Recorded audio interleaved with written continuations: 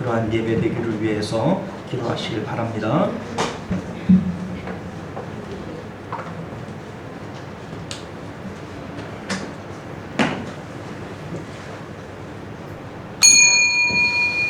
지금으로부터 7월 9일, 7월 둘째 주일 오전 예배 우리 하나님 앞에 드리겠습니다. 우리 다 같이 묵도하십니다.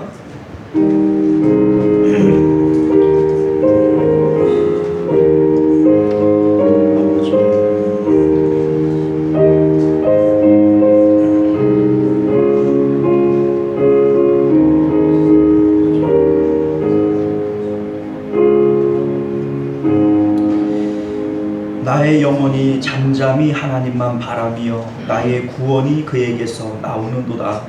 오직 그만이 나의 반석이시요 나의 구원이시요 나의 요새이시니 내가 크게 흔들리지 아니하리로다. 아멘.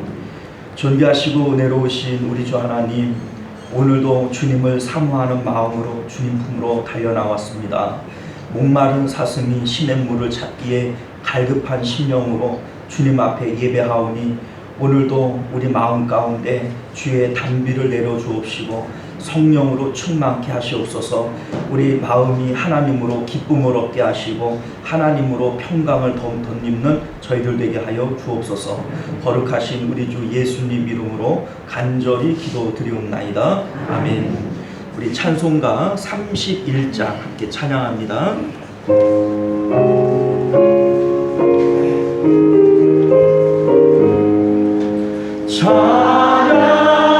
찬양하라 복되신 구세주 예수, 백성들과 사랑을 전하세. 경배하라 하늘의 천군과 천사, 주님 앞에 영광을 돌리세. 목자가 우리를 지키시고 종일 품에 늘 안아주시니 찬양하라 높으신 권세를 찬양 찬양 찬양 영원히 드리세. 찬양하라 복되신 구세주 예수, 우리 대신 죽임을 당했네. 구주 예수 영원한 구원의 소망, 경배하며 겸손히 전하세. 찬양하라 우리 죄 지신 예수, 그의 사랑 하나 지키셔라. 찬양하라 높으신 권세를 찬양 찬양 찬양 영원히 드리세. 찬양하라 복되신 구세주 예수, 천사들과 즐겁게 찬양해. 구주 예수 영원히 다스리시니 멸류관을 주 앞에 드리세. 구주 예수 세상을 이기시고 영광 중에 또다시 오시리. 찬양하라 높으신 권세를 찬양 찬양 찬양 영원히 드리세. 할렐루야. 자, 이 시간 우리 한 주간의 삶을 되돌아보면서 하나님 앞에 범죄한 것들이 있고 그러한 죄들이 하나님과의 예배를 방해하겠거든 우리 참회의 기도를 통하여 정결한 마음 주시기를 위하여 기도하실 수 있기를 바랍니다. 우리 다 같이 참회의 기도 드립니다. 주여, 주여.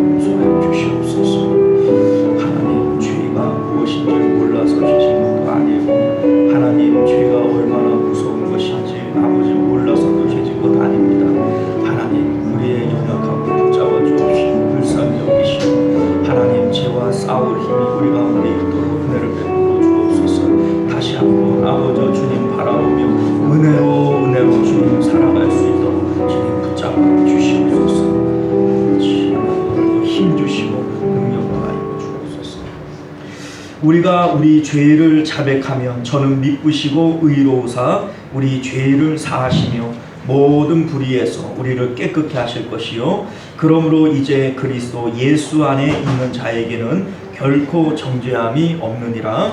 아멘. 자, 우리 사도신경 같이 고백드립니다.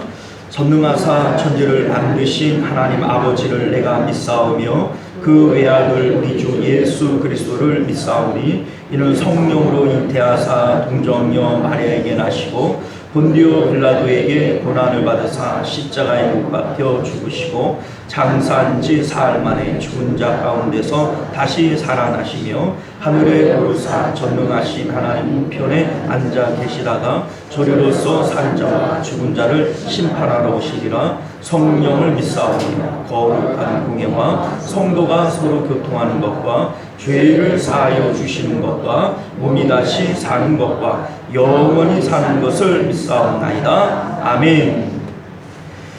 자, 우리 찬송가 151장입니다. 151장 찬양합니다.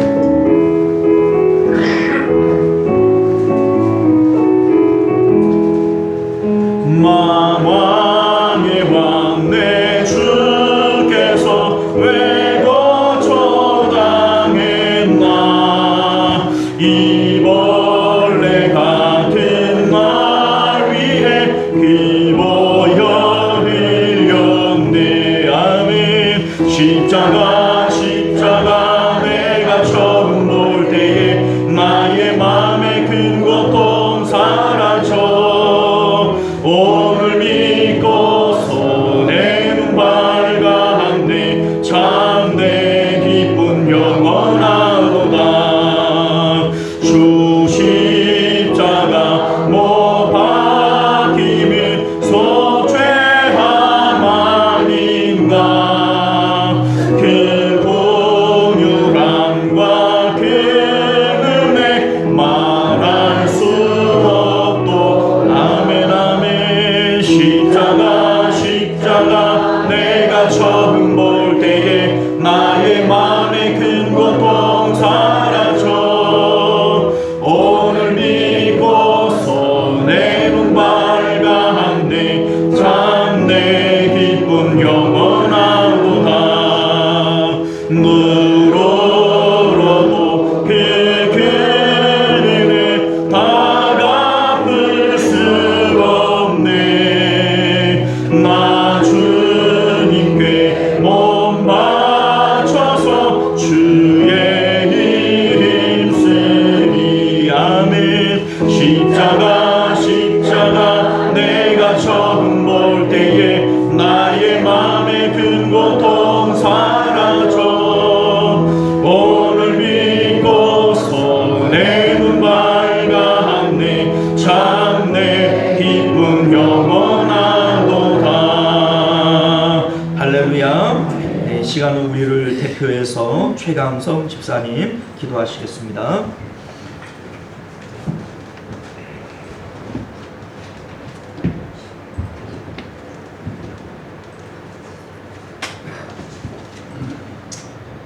저희들의 삶을 주관하시고 육으로나 영으로나 하나님 나라에 편승하여 자녀되게 하려 하시는 주님의 은혜에 감사와 영광을 돌립니다. 일이 힘들고 고단할 때 주님이 주신 음료로 입을 적시었고 배고파할 때 저희에게 만난 음식으로 배고픔을 잊게 하셨습니다. 이 모든 식생이 주님의 은혜인 줄 믿습니다. 하지만 배고픔과 피곤함에 주님을 잠시 잊고 지내는 생활이 있었음을 신앙합니다. 주님 용서하여 주시옵소서. 은혜가 풍성하신 하나님 아버지, 이번 달은 맥주 감사절과 전도 총동원 주간으로 지켜나가고 있습니다. 주님이 주신 첫 열매의 소산을 감사하며 지키는 저희가 되게 하옵소서. 어려운 여건 속에서도 새신자를 주님의 품으로 인도하려고 힘쓰시는 전도대 여러분께 주님의 은총이 전도대 가정마다 임하도록 하여 주시옵소서. 머지않아 새신자로 가득한 시온성교회가 되기를 소원합니다. 그들로 하여금 살아계신 하나님을 만나게 하여 주시옵고 주님을 닮아가는 삶을 살게 하여 주시옵소서. 보편적 삶보다는 주님이 주시는 특화된 삶과 영생의 삶을 맛보게 하여 주시옵소서. 사랑의 하나님, 앞으로 찾아올 무더위와 장마 속에서 저희 성도 여러분들을 지켜주실 줄 믿습니다. 하나님이 계획하고 작정하신 날씨이기에 감내하며 이겨나가도록 하여 주시옵소서. 그리하여 건강한 몸으로 장마와 더위를 잊고 살게 하여 주심으로써 주님의 은혜에 감사할 수 있게 하여 주시옵소서. 예배 자리에 참석치 못한 성도들이 있습니다. 몸이 불편한 성도는 치유하여 주시옵고, 가정사로 힘겨운 성도에게는 주님이 은총 주시어서 교회로 향하는 가벼운 발걸음으로 이끌어 주시옵소서.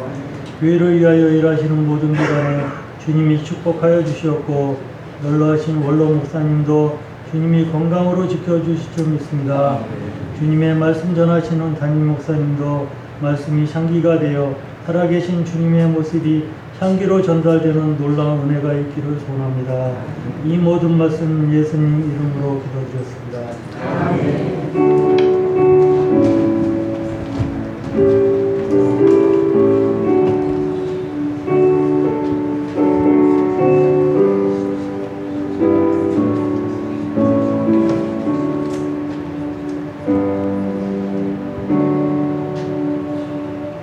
감사합니다. 자, 우리 찬송가 211장 1절 찬양 들으시면서 드려진 예물 봉헌하도록 합니다.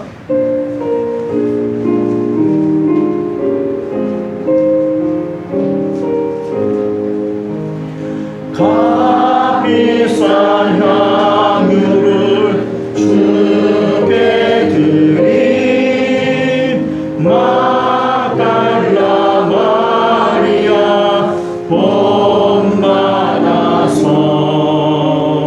향기로운 산재물 주님께 바치리. 사랑의 주 내 주님께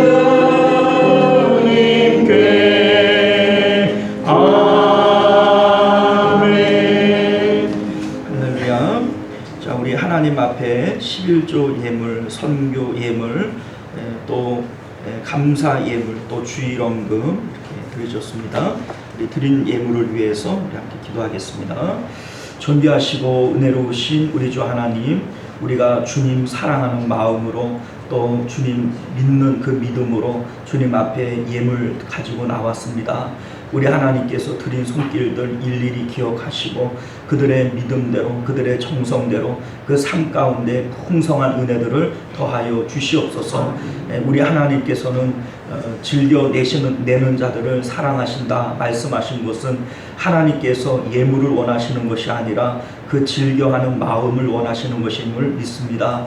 우리 하나님께서 그 마음 가운데 믿음 더하시고 또 풍성한 물질을 더하여 주셔서 하나님 앞에 넉넉히 드리고도 남음 있도록 축복하여 주시옵소서.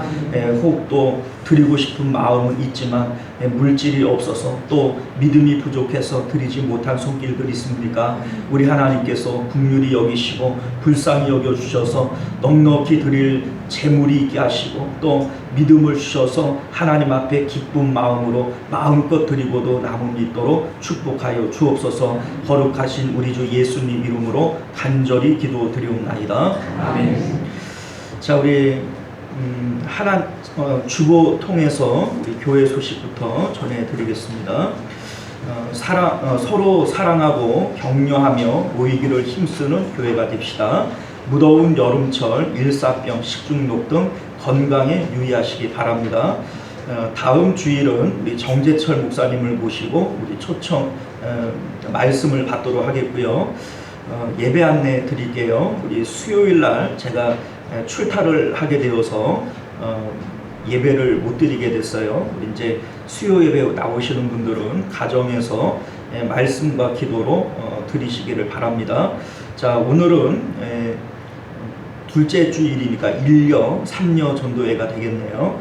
우리 잘 모여주시기를 바랍니다. 대표기도 공진, 식당봉사 부서, 또 합심기도 제목 주보를 참조해 주시기를 바라겠고요. 성경 읽기와 성경 쓰기, 뭐 읽기는 이제 뭐 계속 하시면 되는데 쓰기는 다 하신 분들은 추가로 이제 책을 구매를 해야 되니까 또 말씀해 주시면 그 다음 권들을 또 구매를 해드리도록 그렇게 하겠습니다. 자, 우리 하나님 말씀 같이 봅니다. 마태복음 23장.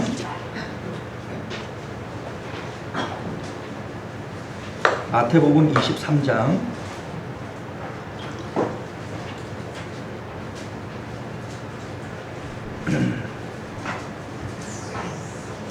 29절로 35절까지입니다.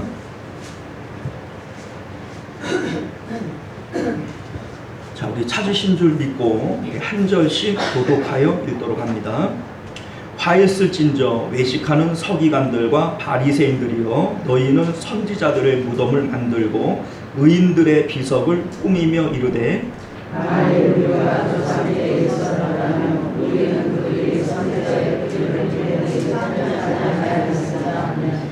그러면 너희가 선지자를 죽인 자의 자손임을 스스로 증명하미로다.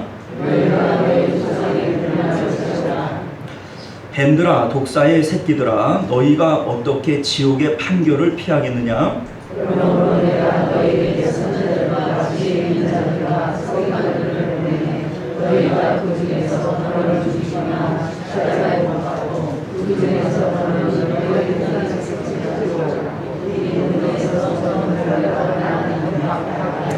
자, 함께 했습니다.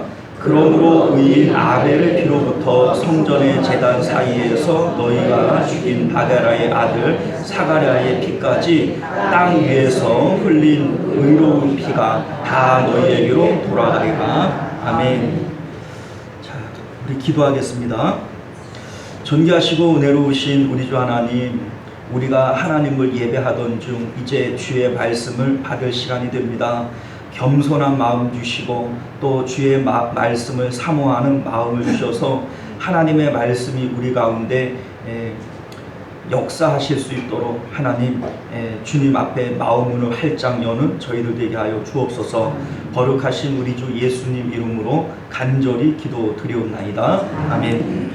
자, 오늘 우리는요 함께 읽은 본문의 말씀을 중심으로 오직 십자가 밖에는 방법이 없습니다 라고 하는 제목으로 하나님 말씀 함께 나누고자 합니다.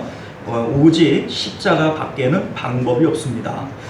만약에 십자가 외에도 구원의 방법이 따로 있었다면 하나님께서는 예수님을 보내실 필요가 없었고 또 예수님께서도 십자가를 지실 필요가 없었으리라, 이런 생각이 듭니다. 예수님께서도 십자가 지시는 것을 기뻐하지 않으셨어요. 할만하시거든 이 잔을 내게서 옮겨주십시오. 이것이 바로 예수님의 간청이었던 것을 우리는 기억을 합니다. 그럼에도 불구하고 하나님께서 사랑하는 독생자를 십자가에 못 박으실 수밖에 없는 이유, 예수님께서 그렇게 땀방울이 핏방울이 되도록 십자가 지기 싫으셨는데 십자가를 지셔야만 했을 이유, 그것이 오직 십자가 밖에는 구원의 방법이 없기 때문이다. 이것을 여러분들이 기억하실 수 있기를 바랍니다. 오늘 말씀이 바로 우리에게 왜 십자가 밖에는 방법이 없는지 그 이유에 대해서 말씀해 주고 있는 그러한 본문이 되겠습니다. 오늘 말씀을 보면요 23장 전체가 예수님께서 바리새인과 서기관들에게 하신 7가지 화에 대한 내용을 담고 있어요. 그 중에서 우리가 함께 읽은 이 부분은 마지막 7번째 저주의 내용이 되어지고 그 내용은 선지자의 무덤을 만들고 비석을 꾸미는 자들이라고 이렇게 예수님께서 책망하고 있는 것을 보게 되어집니다. 서기관과 바리새인들은 당시 종교 지도자들로서 백성들에게 성경을 가르치고 또 랍비라 칭함을 받으면서 많은 사람들에게 존경을 받던 그러한 자리에 있는 사람들입니다.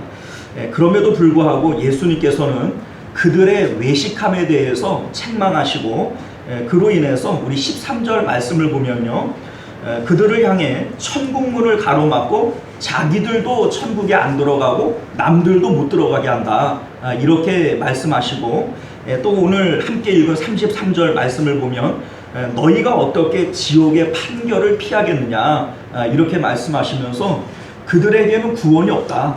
그들은 지옥까지 생겼다. 이러한 내용을 말씀하고 있는 것을 우리가 보게 되어집니다. 우리 29절 말씀 한번 볼까요? 화 있을진저 외식하는 서기관들과 바리새인들이여 너희는 선지자들의 무덤을 만들고 의인들의 비석을 꾸미며 이르되, 이렇게 되어져 있는데, 자, 우리가 이 말씀을 좀 이해하기 위해서 좀 보충 설명을 좀 드리면요, 바리새인들, 서기관들, 이러한 그 직책들은요, 사실 바벨론으로 이스라엘 백성들이 포로로 끌려갔다 오기 전에는 없었던 직책들이에요. 여러분들 구약 성경 읽으면서 바리새인, 서기관 뭐 이런 거 읽어본 적 있으세요? 구약 성경에 단 한 글자라도 나오나요? 없어요. 구약 성경에는 바리새인, 뭐 서기관 뭐 이런 직책이 전혀 없습니다.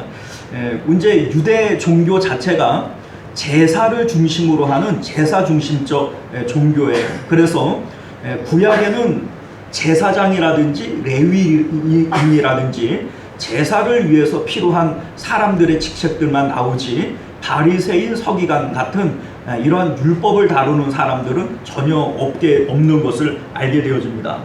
자, 이스라엘 백성들은요, 제사 종교예요. 제사 종교이기 때문에 제사장과 레위인이 종교의 어떤 중심에 있었습니다. 자, 그런데 이 이스라엘 백성들에게 있어서 아주 큰 장점이 하나가 있는데, 그게 뭐냐면 하나님 앞에 어떤 죄를 짓더라도 용서받을 수 있는 길이 이스라엘 백성들에게는 있었어요. 세계 어떤 민족들도 자기의 죄를 하나님 앞에 용서받을 수 있는 길이 없습니다. 이 땅에 있는 모든 사람들은 자기의 죄를 용서받을 수 없어요. 그러나 이스라엘 백성들은 하나님께서 죄를 용서받도록 성전을 허락하신 그러한 민족입니다. 성전이 오직 예루살렘 한 곳에만 있다라고 하는 것은 그곳에 가야만 죄를 용서받을 수 있다는 거예요. 그러니까 이스라엘 백성들에게만 구원이 또한 죄 용서함이 허락이 되어졌다, 이런 의미가 되어지죠. 하나님께서 어떤 죄를 짓더라도 성전에서 제사 드리는 것을 통하여 죄가 없다라고 여겨주세요. 물론 사회적으로 범죄하는 것에 대해서는 처벌을 받지요. 그러나 이건 뭐 사회의 어떤 안정을 위해서 처벌을 하는 것이지, 하나님께 대하여는 모든 죄를 용서받습니다. 그래서 이스라엘 백성들은 하나님 앞에 제사를 드림으로써 처음에는 아마 이랬을 것 같아요. 사실 제사의 절차 자체가 아주 힘들어요. 왜냐하면 소나 양을 끌고 가서 자기의 죄를 전가시키고 그걸 잡습니다. 소나 양을 잡을 때 우리는 제사장이 잡는다 이렇게 생각을 하는데, 그 소나 양을 자기가 잡는 거예요. 그 잡은 다음에 그 피를 뿌리는 것은 이제 제사장이 뿌립니다. 그러면 여러분들 생각을 해보세요. 양 잡아봤어요? 소 잡아봤어요? 닭 한 마리라도 잡아봤어요? 여러분들 그 짐승 잡는 게 이게 쉬운 일이 아니에요. 저는 예전에 시골에서 누가 닭 한번 잡아보라 그래가지고 닭 잡느냐고 그냥 온 마당을 내가 뛰어다녔는데 닭 잡기도 쉽지가 않습니다, 여러분. 자, 그런데 하나님 앞에 제사를 드린다는 것 자체가 양을 선별을 해서 끌고 가요. 그리고 내 죄를 전가시키고 이 양을 내가 죽입니다. 이 양이 죽을 때 뭐 매 하고 막 죽을 거 아니겠어요? 그러면 이 양이 지금 왜 죽는 거예요? 내 죄 때문에 죽는 거예요, 내 죄 때문에. 그리고 이 양을 피를 뿌리고 또 그 안에 있는 이제 고기가 바깥으로 나오도록 다 뒤집어서 이렇게 반듯하게 각을 잡고, 그리고 이걸 태워요. 태워서 완전히 이제 재가 되어질 때까지 그 자리에서 이걸 지켜보는 거예요. 그러면 뭐 누린내 같은 것도 나고 매캐한 냄새도 나고 이 냄새를 맡으면서 자기의 죄의 냄새를 맡을 수밖에 없는 거죠. 아, 양이 내 죄 때문에 죽는구나. 이 죄는 죽을 죄구나. 이걸 이제 깨닫게 되어지는 거예요. 자, 아마 처음에 제사를 드리는 사람은 이 죄에 대한 무서움을 깨닫게 되어질 겁니다. 그런데 문제는 뭐냐면요, 시간이 지나면 지날수록 같은 제사를 매년 반복하면 반복할수록 죄에 대해서 무감각해진다는 거예요. 마치 우리도 처음에 예수님을 믿고 내가 죄인인 것을 깨달았을 때 하나님 앞에 구원받은 감격이 얼마나 크고 또 감사합니까? 그런데 그게 오래 가던가요? 그래 오래 안 가요. 보면 처음에는 그냥 예배당 저 구석에서 나는 죄인입니다, 감히 얼굴도 들지 못하던 사람들이 시간이 지나면 마치 나는 처음부터 의인이었던 것처럼 맨 앞으로 나와가지고 그냥 시끄럽게 떠드는 것들 그냥 제가 교회 다니면서 많이 봅니다. 자, 그런 거 우리가 생각을 해보면 이스라엘 백성들도 역시 마찬가지예요. 처음에는 제사를 드리면서 이게 내 죄 때문에 뭐 양이 죽고 이 죄가 무서운 거고 이걸 알아요. 그런데 시간이 지나면서 이 죄에 대해서 무감각해지고 자기들은 제사를 드림으로써 하나님 앞에 책임을 다하고 있다고 이렇게 착각을 하게 되어지는 것이죠. 하나님께서 이스라엘 백성들에게 제사를 허용하신 이유가 어디 있냐면 이 세상에 있는 모든 사람들은 죄인이기 때문에 죄인인 사람은 하나님과 교제할 수 없어요. 죄인은 하나님을 만나면 반드시 죽게 되어져 있어요. 그런데 하나님께서 선민들과 교제하기 위해서 허락하신 것이 바로 이 제사입니다. 제사를 통해서 자기의 모든 죄를 용서받아요. 이 용서는 원래부터 죄가 없기 때문에 죄가 없다라고 얘기하는 것이 아니라 죄가 분명히 있죠. 죄가 있는데 양이 죽고 소가 죽는 것을 통해서 이제 네 죄가 없어졌다라고 여겨주시는 거예요. 우리는 이것을 칭의라고 얘기를 합니다. 그리고 하나님 앞에 의롭다함을 입었기 때문에 이제 지성소 안에 계시는 하나님을 마음으로 만날 수가 있게 되어지는 거예요. 자, 그런데 이 종교가 제사가 이제 그 매너리즘에 빠지면서 사람들은 제사 드리는 것 자체가 자기들의 종교적 의무를 다했다고 생각을 합니다. 그러니까 제사만 드리고 마음으로 하나님과 교제하고 하나님을 만나려고 하는 것이 아니라 제사만 드리고 집으로 가는 거예요. 근데 이제 이사야서에 보게 되면 너희가 내 마당만 밟았다 이런 얘기를 하죠. 이 마당에 바로 이 번제단이 있어요. 그러니까 번제단에서 제사만 드렸지 마음으로 하나님과 교제를 안 하는 거예요.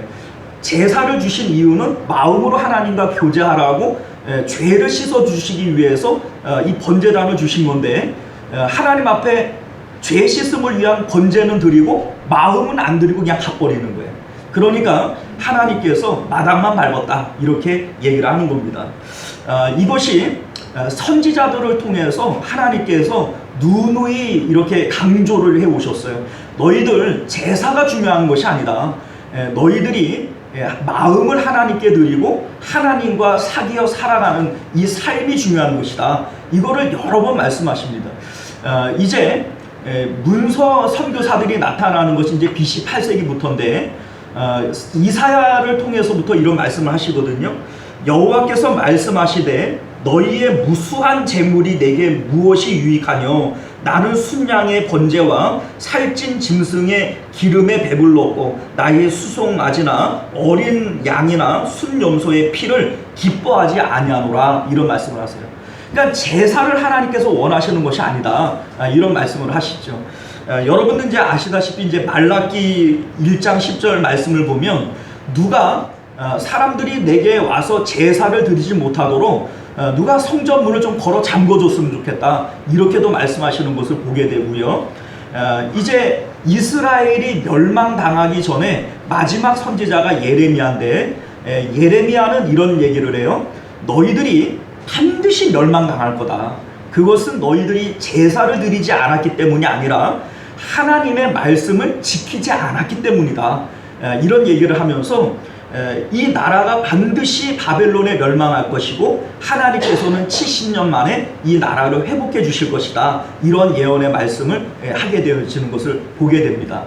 자, 그럼에도 불구하고 이스라엘 백성들은 결국 선지자들의 말씀을 듣지 않고 오히려 선지자들을 때리고 가두고 죽여요. 그리고 결과적으로 바벨론의 포로로 끌려가게 되어집니다. 자, 그런데 결국 그 바벨론에서 70년 포로 생활을 마칠 때에 이제 사실은 그 바벨론에 끌려갔는데 멀쩡히 이제 돌아온다는 것 자체가 이게 사실 불가능한 일인데 하나님께서 이들을 돌려보내 줬어요. 근데 이게 그 예레미야 선지자가 예언한 대로 딱 70년 만에 돌아온 거예요.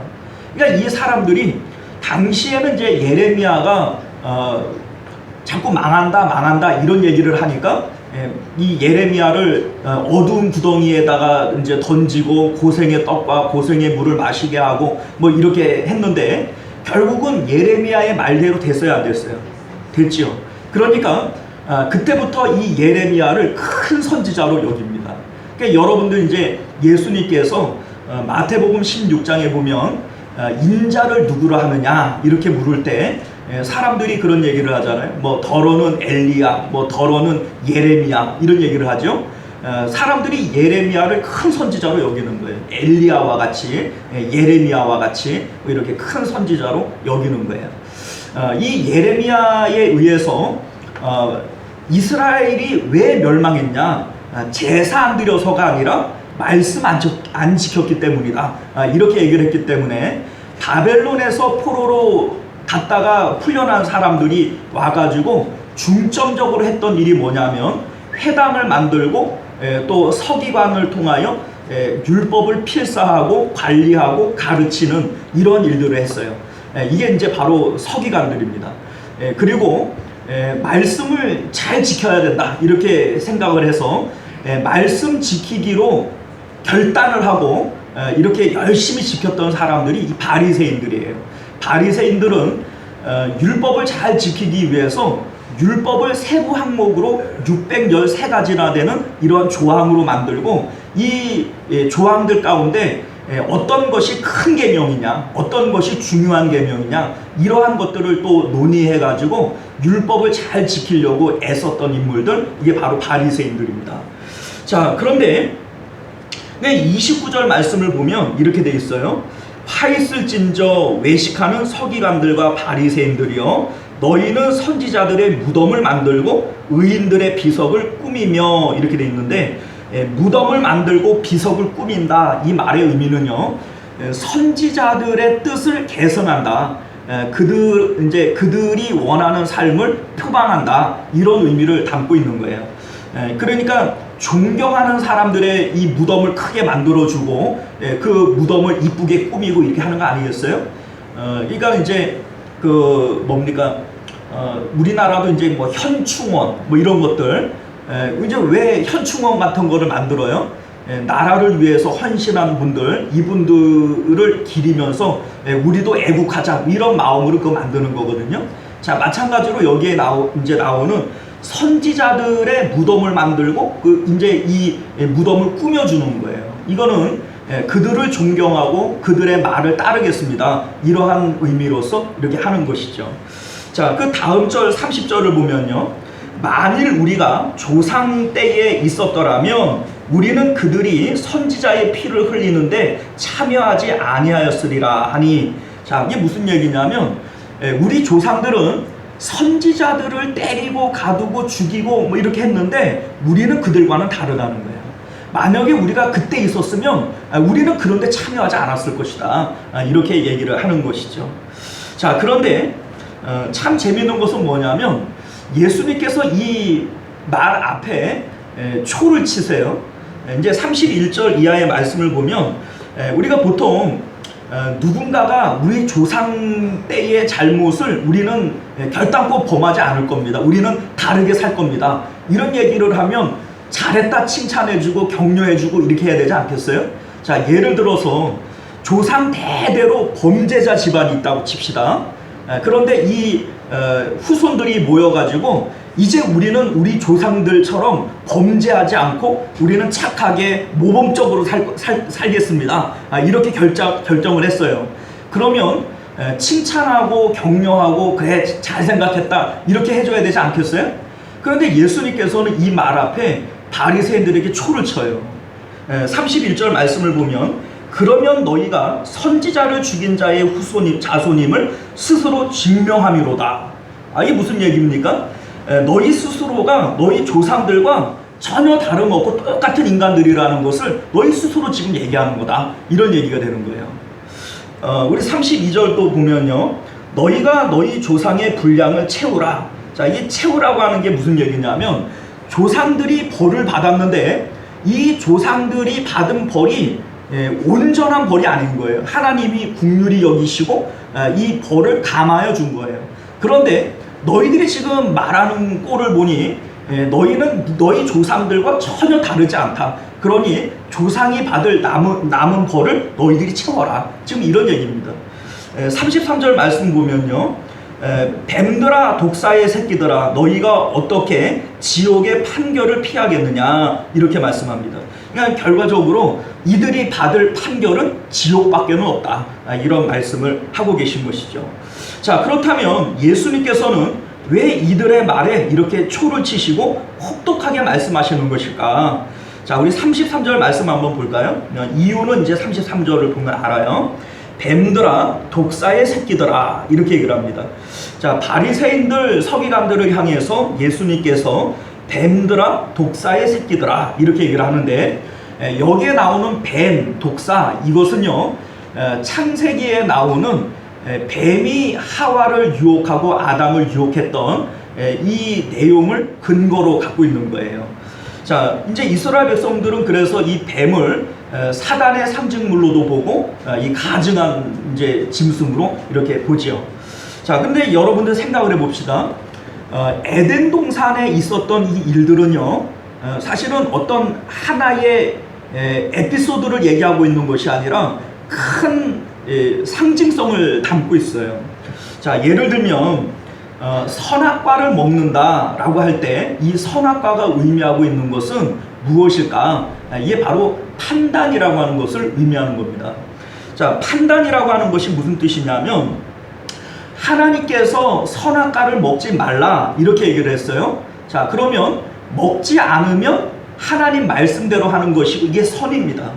만약에 먹으면요, 이건 악이 되어지는 거죠. 거역하는 것이고 악이 되어져요. 자, 그런데 사람이 이것을 판단할 때 우리는 이제 이런 생각을 하잖아요. 야, 내가 판단해서 먹은 거야. 내가 판단해서 안 먹은 거야. 이런 얘기를 할 수 있어요. 그죠? 그런데 사실은 그렇지 않아요. 만약에 이 하와가 선악과를 먹었어요. 분명히 내가 판단해서 먹었죠? 그런데 누구 말대로 한 거예요? 뱀 말대로 한 거예요. 안 먹었어요. 내가 판단해서 먹지 말아야지. 그래서 안 먹었어요. 그런데 이게 내 생각으로 안 먹은 거예요? 하나님 말씀대로 안 먹은 거예요? 자, 그러니까 결국 내 생각은 있어요, 없어요? 없어요, 여러분들. 우리가 착각하는 것 중에 하나가 뭐냐면 나는 내가 잘 생각하고 내 지혜대로 판단해서 내가 모든 일을 처리할 수 있어 이렇게 생각을 하는데 사실 사람에게는 선택의 여지가 없습니다. 하나님의 뜻대로 살든지 마귀 뜻대로 살든지 둘 중에 하나밖에 없어요.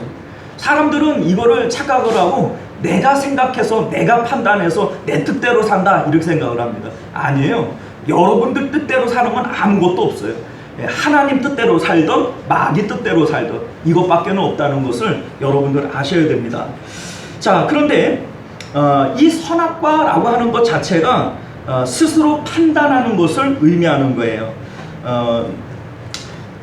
자, 이제 그 창세기 3장 11절 말씀을 보면 하나님께서 이런 말씀을 하세요. 이르시되 누가 너의 벗었음을 내게 알렸느냐? 내가 내게 먹지 말라 명한 그 나무 열매를 내가 먹었느냐? 이렇게 얘기를 합니다.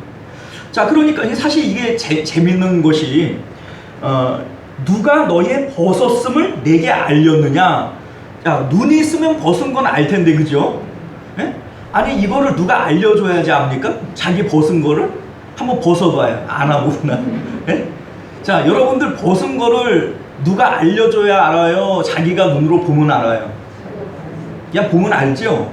그런데 하나님께서 이렇게 말씀하시는 이유가 뭐냐면 선악과를 먹기 이전에 아담과 하와는 자신이 벗었어도 이게 좋은 건지 나쁜 건지에 대한 판단을 하지 않았다는 얘기예요. 그런데 선악과를 먹고 난 다음에는 자신이 벗었다? 아, 이건 안 좋은 거다? 부끄러운 거다? 이거를 알게 되어졌다는 거예요. 그래서 이거 이제 선악을 구분하는 이러한 나무다. 이제 이런 의미로 사용이 되어진 것이죠. 자, 그러니까 선악과를 먹기 이전에 사람의 상태는 하나님이 선이다 하면 이건 선이고, 하나님이 이거 악이다 하면 악이에요. 그런데 선악과를 먹고 난 다음에 사람들은 자기 스스로가 선과 악을 판단하게 되어지게 되는 거죠. 아, 이거는 좋은 거야, 이거는 나쁜 거야. 아, 이렇게 사람 스스로가 이걸 판단하게 되어져요. 자, 그러니까 사람들은 이제 자기 스스로 판단하면서부터 하나님의 말씀을 따라가는 것이 아니라 자기 생각과 자기의 뜻을 따라가게 되어지게 되는 거죠. 이게 바로 죄다, 이렇게 얘기를 하는 겁니다. 그리고 뱀에게 대하여 하나님께서 이제 이런 저주의 말씀을 하시는데, 그 14절, 창세기 3장 14절 보면요, 여호와 하나님이 뱀에게 이르시되 내가 이렇게 하였으니 내가 모든 가축과 들의 모든 짐승에게 더욱 저주를 받아 배로 다니고 살아있는 동안 흙을 먹을지니라, 이렇게 말씀합니다. 배로 다니고 흙을 먹을지니라. 자, 이게 이제 외형적인 뱀의 어떤 인생살이를 얘기하는 것이 아니라 영적인 부분을 얘기하는 거예요. 왜냐하면 그 다음 15절 말씀을 보면 하나님께서 이제 이런 말씀을 하시거든요. 내가 너로 여자의 후손과 원수가 되게 하리니 여자의 후손은 너의 머리를 상하게 할 것이요 너는 여자의 후손의 발꿈치를 상하게 할 것이니라. 자, 요 15절에 나오는 내용이 이게 영적인 부분이에요. 이게 육적인 내용을 얘기하는 게 아닙니다. 그러니까 14절에 나오는 내용도 이게 영적인 것이지 육적인 내용이 아닙니다. 자, 그래서 배로 다닌다라고 하는 말의 의미는요, 뱀의 후손들은 마음의 배를 땅에 붙이고 땅을 자신의 삶의 터전으로 여기고 살아갈 것이다, 이런 의미가 되어집니다. 성도는요, 땅의 시민권을 갖고 있어요, 하늘의 시민권을 갖고 있어요. 네, 잘 아시네요. 그러니까 성도는 땅에다가 배를 붙이고 살아가는 존재가 아니라 우리의 마음을 하늘에 닿게 하고 살아가는 존재들이에요. 그런데 여기서 뱀아 독사의 자식들아 라고 얘기를 할 때 이 뱀의 후손은 땅을 기며 살아간다. 마음의 배를 땅에 붙이고 세상에 있는 것들을, 자기의 삶의 터전을 세상으로 알고 살아간다는 뜻이에요. 그리고 흙을 먹을지니라, 이렇게 되어져 있는데, 여러분들 암만 몰라도 그렇지, 여러분들 뱀이 흙을 먹습니까? 쥐나 뭐 새나 뭐 이런 것들 잡아먹습니까? 뱀이 흙 먹는 거 봤어요? 성경이 틀렸네, 그러면. 그죠? 너는 흙을 먹을지니라 이랬는데, 자, 여러분들, 이게 뱀은 흙을 먹지 않습니다. 그런데 왜 성경은 흙을 먹을 것이다 이렇게 얘기를 했냐면, 땅에 있는 것으로 먹을 거리를 삼을 것이다, 이런 의미예요. 땅에 있는 것들이 무슨 의미냐면, 이제 먹는다라고 하는 말의 의미는 먹는 것은 기쁨을 의미합니다. 이제 만족, 기쁨, 이러한 행복을 이제 먹는 것에 비유를 한 거예요. 그러니까 뱀들아 독사의 새끼들아 이렇게 얘기를 할 때 이 뱀이라고 하는 존재는 마음의 배를 땅에다가 붙이고 자기의 삶의 터전을 세상으로 알고 살아가며 세상에 있는 것들로 기쁨과 만족을 누리려고 하는 것들이 바로 뱀아 독사의 새끼들아, 이렇게 표현을 한 것입니다. 자, 그런데 보세요. 앞서 이 바리새인들, 서기관들이 우리가 만약에 조상 때에 있었다라면 조상들이 했던 것처럼은 우리는 안 합니다. 우리 조상들이 선지자들을 죽이고 옥에 가두고 이렇게 했던 그러한 짓거리에 우리는 동참하지 않을 겁니다, 이렇게 얘기를 했단 말이에요. 그런데 실질적으로 이 조상들은 그러면 왜 선지자들을 때리고 옥에 가두고 죽였을까? 자, 이유는 간단합니다.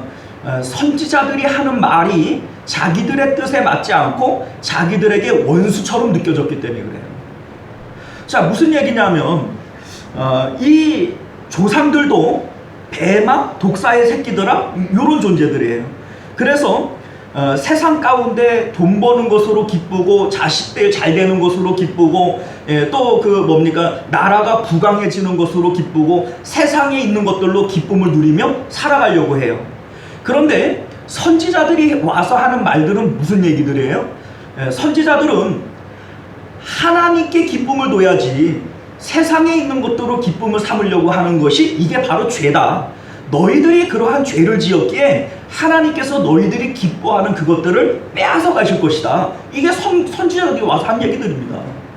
그러니 자기들이 귀하게 여기는 것들을 빼앗는다, 없어진다 이런 얘기를 하니까 이 선지자들은 원수 취급을 하는 거예요. 때리고 가두고 죽이고 이런 일들을 하게 되는 겁니다. 자, 그런데 지금 바리새인들 서기관들이 지금 무엇이 문제냐면 외식하는 것이 문제예요. 자, 외식한다는 게 무슨 얘기예요? 가식이죠. 겉과 속이 다른 거예요.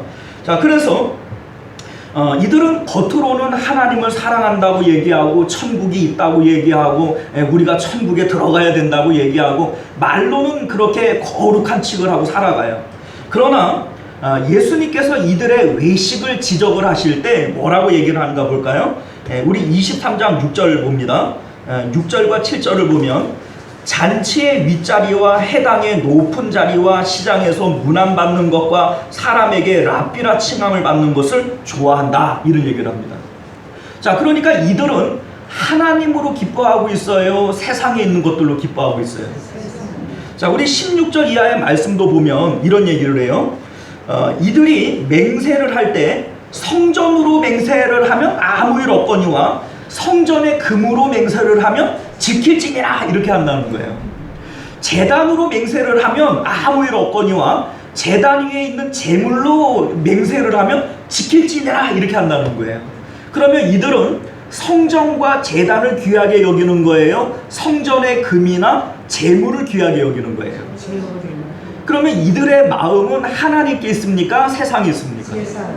자, 그러니까 이들은 겉으로는 막 하나님 앞에 거룩한 척을 하고 하나님을 사랑하는 척하고 막 이렇게 그 뭡니까 보여지지만 겉으로는 보여지지만 이들의 속마음은 여전히 세상 가운데 기쁨을 두고 마음의 배를 세상에 붙이고 세상 것들로 기쁨을 얻으려고 하는 이러한 뱀의 후예들, 뱀의 새끼들로서 살아가고 있는 거예요.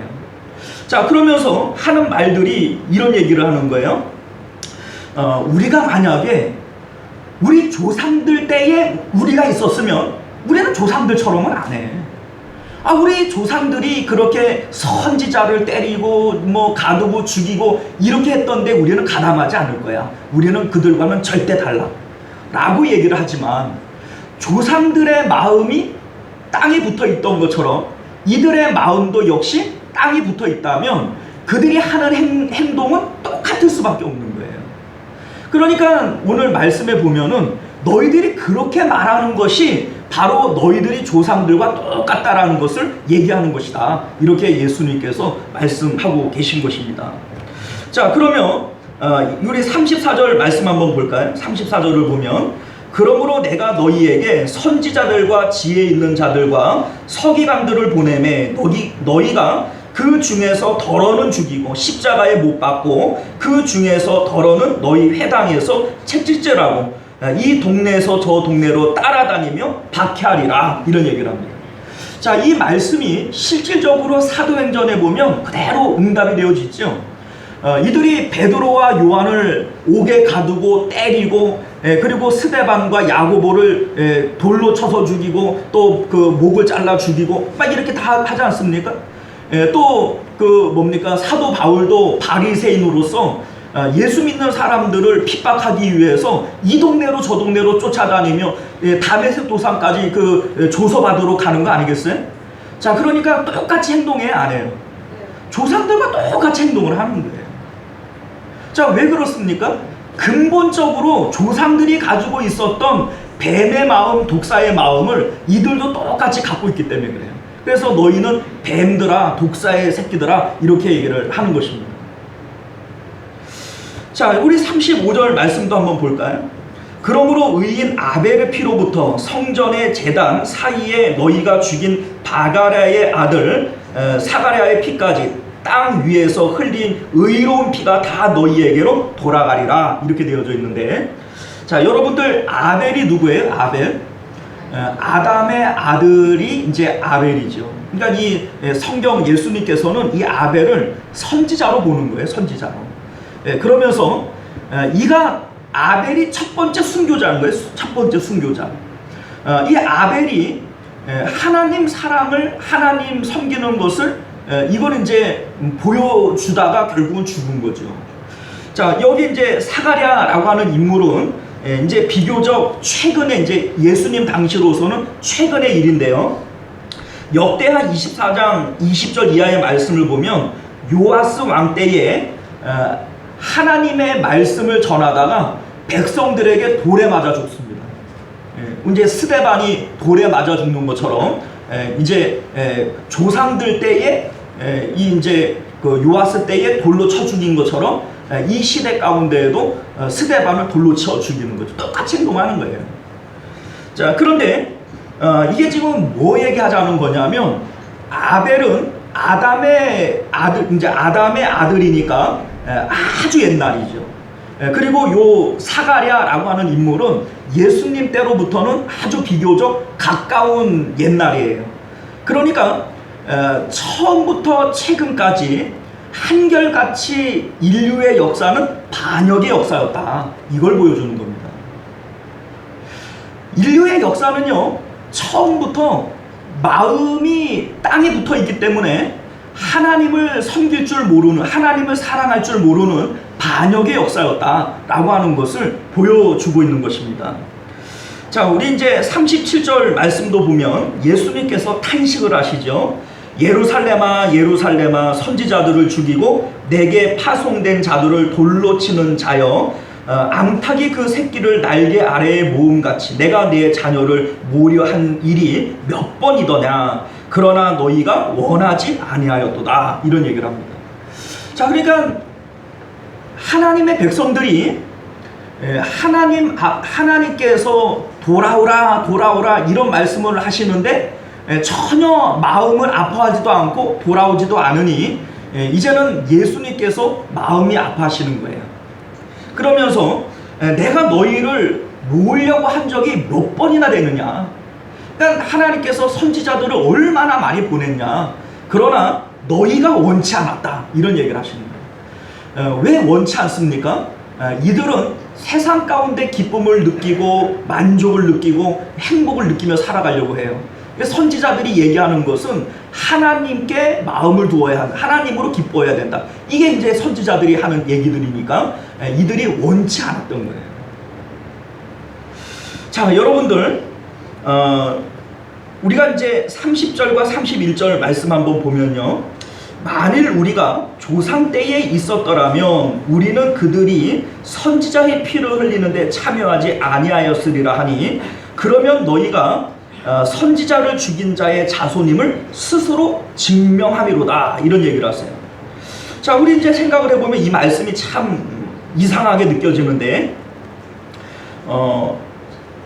우리는 조상들과 같지 않다. 이런 얘기를 했는데 왜 예수님께서는 그러면 너희들이 조상들과 똑같다. 이렇게 얘기를 하는 걸까? 자, 우리 이제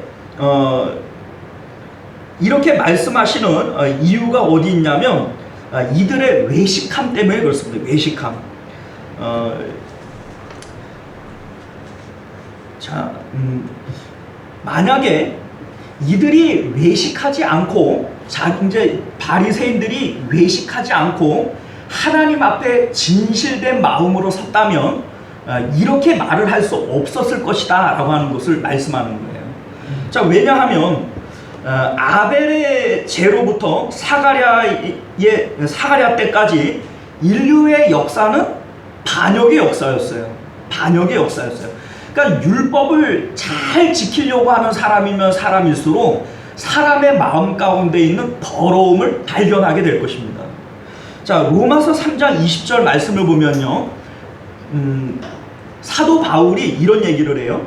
그러므로 율법의 행위로 그의 앞에 의롭다 하심을 얻을 육체가 없나니 율법으로는 죄를 깨달음이니라. 이런 얘기를 합니다. 그러니까 율법은 우리에게 행위를 요구하지만 복음은 우리에게 마음을 요구해요. 자, 그런데 우리 예수님께서도 이런 말씀을 하시잖아요. 여자를 보고 음욕을 품는 자마다 이미 간음한 자니라. 자, 우리 예수님께서 하신 이 말씀 앞에 자유로울 수 있는 사람이 있겠어요? 형제를 향하여 라가라 칭하는 자마다 이미 살인한 자니라. 누군가를 향해서 미워하고 또 뭡니까? 시기하는 마음을 품는 자마다 이미 여러분들은 살인한 자래요. 자, 여러분들 중에 죄 없는 자 있겠습니까? 자, 율법은 우리에게 이렇게 죄가 무엇인지를 가르쳐 주는 거예요. 율법을 지키려고 안간힘을 쓰면 안간힘을 쓸수록 행위로는 율법을 지킬 수 있을지 몰라도 마음으로 율법을 지킬 수는 없어요. 이걸 깨닫게 되어지는 거예요. 그렇다면 이들이 하나님 앞에 진실된 마음으로 섰다면 자신들이 어찌할 수 없는 죄인이라고 하는 것을 발견하게 됐을 거예요. 자기들 안에 있는 이 뿌리 깊은 죄성을 깨닫게 되어졌을 거예요. 사도 바울이 이런 얘기를 합니다. 자기는 율법의 의로는 흠이 없는 자다. 이런 얘기를 합니다. 야, 사도 바울도 참 대단한 사람이에요. 율법으로는 자기는 흠이 없대요. 그러니까 율법 잘 지켰다는 얘기예요. 그러나 하나님 앞에서 자기는 죄인 중에 괴수예요. 이게 바로 율법과 복음의 차이예요, 여러분들. 율법은 행위를 우리에게 요구를 하기 때문에 뭐 마음이 어떻게 됐던 간에 행위로는 이를 악물고라도 지킬 수 있어요. 그러나 복음은 우리에게 마음을 요구해요. 마음으로 간음하면 간음한 거고 마음으로 살해하면 살해한 거예요. 그러니까 이 복음 앞에서는 자신이 죄인 중에 괴수라고 고백할 수밖에 없는 겁니다. 그러니까 이 바리새인들이 하나님 앞에 외식하지 않고 자기들의 속마음을 그대로 들여다보고 하나님 앞에 고백할 수 있었으면 이들에게는 무엇이 필요하겠어요? 하나님, 우리는 죄인 중에 괴수입니다. 우리의 힘으로는 구원받을 수 없습니다. 그러기에 우리는 메시아가 필요합니다. 우리는 하나님이 필요합니다. 이게 바로 그들에게 나와야 할 반응이었던 것이죠. 예전에 여러분들 그 불교계의 거장이었던 이 성철 스님이라고 하는 분이 이제 죽기 전에 유언을 남기는데, 이제 그분 딸도 이제 스님이 됐어요. 이제 불필이라고 하는 스님이 됐는데, 이제 이분이 죽기 전에 그 딸에게 유언으로 남긴 내용들 가운데 이런 내용이 있어요. 내 인생을 잘못 선택했다. 나는 지옥에 간다. 내 죄는 산보다 높고 바다보다 깊은데 내 어찌 감당하랴. 내가 80년 동안 포교한 것은 헛된 것이로다. 우리는 구원이 없다. 죄값을 해결할 자가 없기 때문이다. 이런 얘기를 해요. 자, 이게 무슨 얘기냐면 자신이 뭐 많은 참선을 했고 많은 수행을 했지만 내 죄는 뭐 산보다 높고 바다보다 깊다는 거예요. 이 죄를 해결할 수 없다는 거죠. 왜요? 대신 해결해 줄 사람이 없기 때문이라는 거예요. 자, 생각을 해보세요. 물에 빠진 사람이 스스로를 건질 수 있어요? 죄에 빠진 사람도 역시 스스로를 건질 수 없어요. 그렇기 때문에 자신이 죄인이라고 하는 것을 깊이 깨달은 사람이라면 자신에게 예수 그리스도가 필요하다는 것을 분명히 깨달을 수밖에 없는 겁니다. 예수님께서 왜 십자가를 지셨을까요? 이것밖에는 방법이 없기 때문에 그래요. 자, 그런데 여러분들 이거 생각을 해보세요. 우리가 똑같은 예수님을 믿어요. 그렇죠? 제가 믿는 예수님, 여러분들이 믿는 예수님, 옆에 권사님 믿는 예수님 다 다른가요? 다 똑같아요. 그죠? 똑같은 예수님을 믿어요. 그런데 어떤 누군가는 그 예수님을 위해서 살겠다고, 주님을 위해서 죽겠다고 자기의 온 삶을 헌신해요. 어떤 사람은 그 예수님을 그냥 뒷방 늙은이처럼 그냥 뭐 내가 교회에 나오니까 뭐 예배는 하지만 뭐 예수님 내가 사랑하냐고 물으면 뭐 사랑은 하지, 한 10번째로 사랑할까나? 에? 뭐 이런단 말이에요. 왜 그럴까요? 똑같은 예수님인데. 죄에 대한 인식이 달라서 그래요, 여러분. 예를 들어서 이렇게 생각을 해볼까요? 여러분들이 한 1억 정도를 빚지고 사채업자들한테 쫓겨다닌다고 생각을 해봅시다. 사채업자들이 정말 무섭잖아요, 그죠? 저도 뭐 사채 써보지는 않았지만 예전에 저랑 같이 이제 그 신대원 다니던 이 그 동료 전도사님 한 분이 인정훈 그 전도사님이라고 있었는데 이분이 이제 아버지가 이제 빚을 져가지고 이 사채를 쓰고 아버지가 잠적해 버리니까 이제 아들한테 이걸 이제 받으러 다니는 거예요. 이게 뭐 나는 뭐 그 아버지하고 관계가 없다. 이거 상관없어요. 사채업자들은 그런 거 안 따집니다. 그냥 무조건 괴롭힙니다. 근데 이분이 이제 얼마만큼 그 사채업자한테 두려워하냐면 자다가 이렇게 새벽 예배 가자고 깨우면 그냥 깜짝깜짝 자지러져요. 사채업자한테 얼마나 시달렸냐니까 이거 몸도 비리비리하고 그냥 아주 그냥 그 왜소하는 사람인데 또 심성도 엄청 착해요. 그런데 사채업자한테 얼마나 시달렸는지 건들기만 하면 깜짝 놀래요. 자, 그런데 여러분들 만약 생각을 해보세요. 이 사채업자한테 쫓기는 이 사람에게 누가 구원자겠어요? 무엇이 구원이겠습니까? 누가 돈 갚아준다면 그게 구원이고 갚아주는 사람이 그게 구원자지요. 그죠? 그러니까 누군가가 이 사람에게 아무런 조건 없이 이 빚을 갚아줬어요. 그러면 이 전도사님이 그 사람을 어떻게 생각을 하겠어요? 은인으로 생각하죠. 평생을 갚아도 내가 못 갚을 은혜라고 생각을 하죠. 근데 만약에 누군가가 저한테 1억을 준다면 저는 그거를 물론 고마워하긴 하지요. 그런데 나는 그 1억이 크게 필요가 없는 사람이거든요. 그거 없어져 사는 사람이니까 저는 빚이 없어요, 저는. 자, 그러면 여러분들 똑같은 1억을 줬는데 그 전도사님에게는 그 1억 준 사람이 자기의 생명을 바쳐야 할 귀중한 사람이라면 저는 어때요? 그 고마운 사람이기는 하지만 얼마 있다 잊어버려요. 똑같은 겁니다. 여러분들이 가지고 있는 죄에 대한 인식이 얼마만큼 되느냐 이거에 따라서 예수 그리스도께서 평생의 은인이요 내 삶의 주인이요 주님을 위해서 살겠느니 죽겠느니 이렇게 대할 수도 있고, 여러분들이 죄에 대한 인식이 별로 없으면 뭐 예수님 고맙긴 하지, 예수님 우리가 사랑은 하지, 그러나 내가 뭐 우리 자식들 사랑하고 뭐 내 목숨 사랑하고 그리고 세 번째로 예수님 사랑해 이러고 있는 거예요.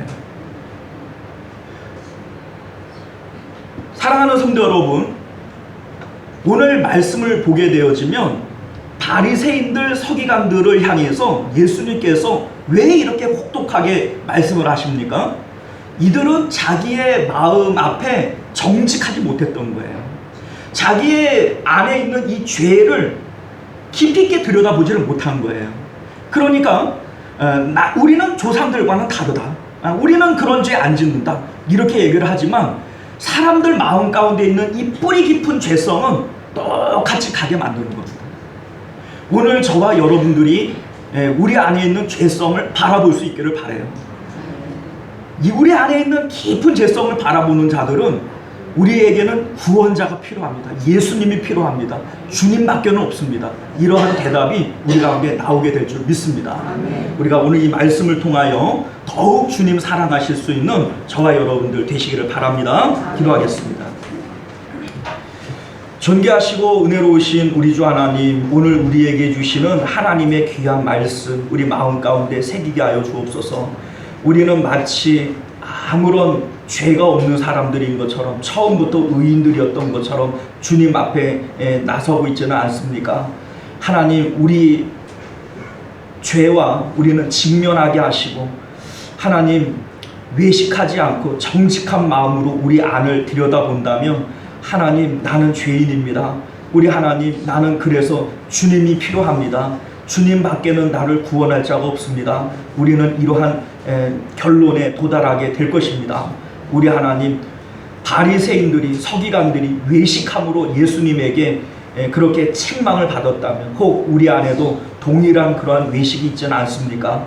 우리 하나님, 우리의 마음을 진실되게 바라보며 주님 앞에 나아가는 저희들 되게 하여 주옵소서.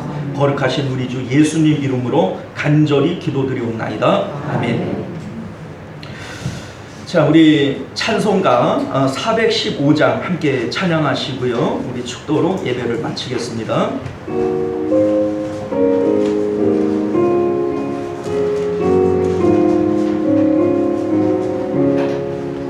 십자가 그늘 아래 나시길 원하네.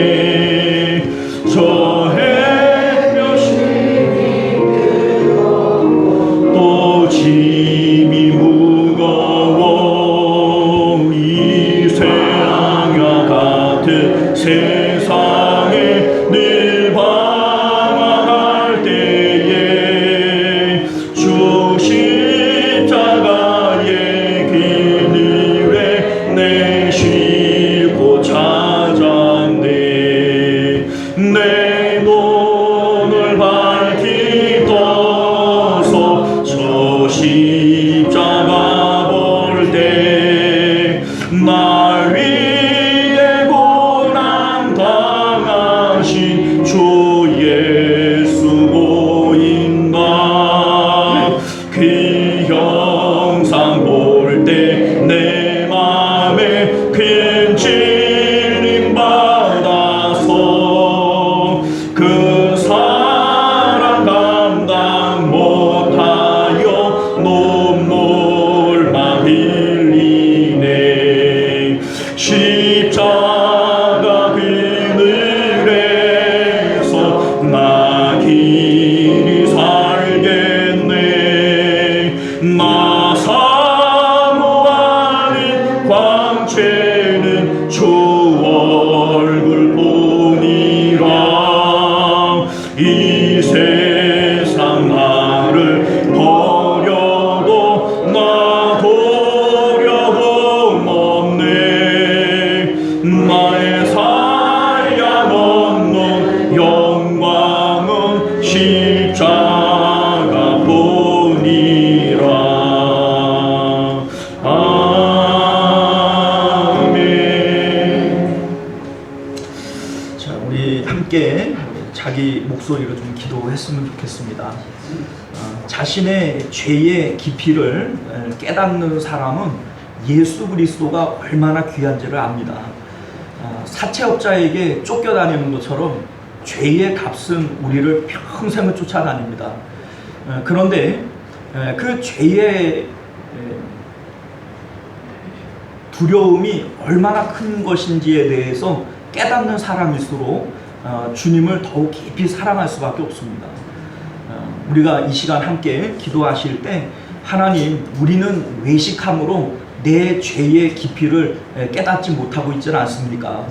바리새인 서기관들이 자기들의 죄를 깊이를 깨닫지를 못하니까 우리는 조상들과는 다르다, 이렇게 평가했던 것처럼 오늘 우리들도 자신의 죄의 깊이를, 그 뿌리 깊은 죄의 모습들을 우리가 보지를 못하면 바리새인들과 같이 외식하는 자들이요 주님으로부터 화했을진저 이렇게 저주받을 수밖에 없는 존재들인 것을 깨달아 아실 수 있기를 바랍니다.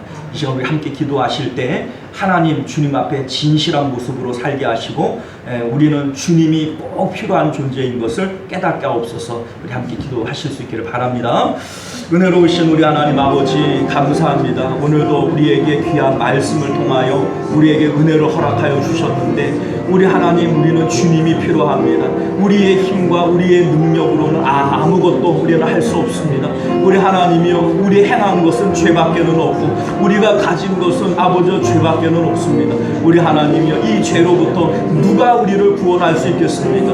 하나님, 이 죄의 무서움을 깨닫게 하여 주옵시고, 이 죄의 아버지여 정말 치열함을 우리로 깨달아 알게 하여 주셔서 하나님, 오늘도 아버지 이 죄에서 우리를 구원하실 예수 그리스도를 우리 우리가 찬양하며 주님을 아버지 기뻐할 수 있는 저희들 될 수 있도록 은혜를 베풀어 주시옵소서. 빗장이에게 쫓겨다니는 사람들이래야 아버지 그 빛의 무서움을 아는 것처럼 죄에 대하여 쫓겨다니어 본 적이 없는 사람은 죄의 무서움을 모릅니다. 우리 하나님, 그러나 아버지여, 우리가 아버지 어느 누가 자기가 죄 없다 말할 수 있는 자가 있겠습니까? 우리 하나님, 다만 우리는 죄에게 스스로가 쫓겨다니지 않을 뿐입니다. 이제 우리로 하여금 죄의 무서움을 알게 하시고 이 죄에서 구원하신 예수 그리스도를 영원히 아버지 찬양할 수 있는 저희들 되게 하여 주시옵소서.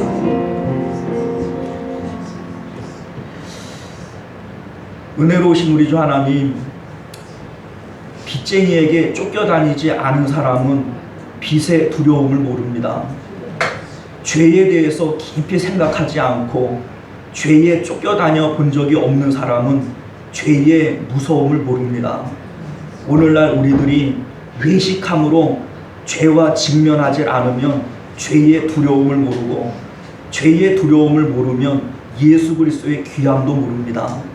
우리 하나님, 이제 우리 마음 가운데 외식하지 않고 우리의 죄와 직면하여 이 죄가 얼마나 흉폭하고 두려운 것인지를 깨닫게 하시고, 그러기에 우리는 예수 그리스도가 필요하다고, 우리에게는 메시아가 필요하다고 주님을 더욱 단단히 붙들 수 있는 저희들 되게 하여 주옵소서. 거룩하신 우리 주 예수님 이름으로 기도드리옵나이다. 아멘. 지금은 우리 주 예수 그리스도의 은혜와 만극하신 하나님 아버지의 사랑하심과 내주하시고 교통하시는 성령 하나님의 인도 보호하심이 오늘도 말씀을 따라 하나님을 사랑하고 죄의 두려움을 깨달아 예수 그리스도의 필요를 확실하게 깨닫는 우리 모든 성도님들과 그들의 가정과 자녀들과 하는 생업 가운데, 그리고 우리 시온성교회와 만국교회 가운데 지금으로부터 영원토록 함께 있을지어다. 아멘.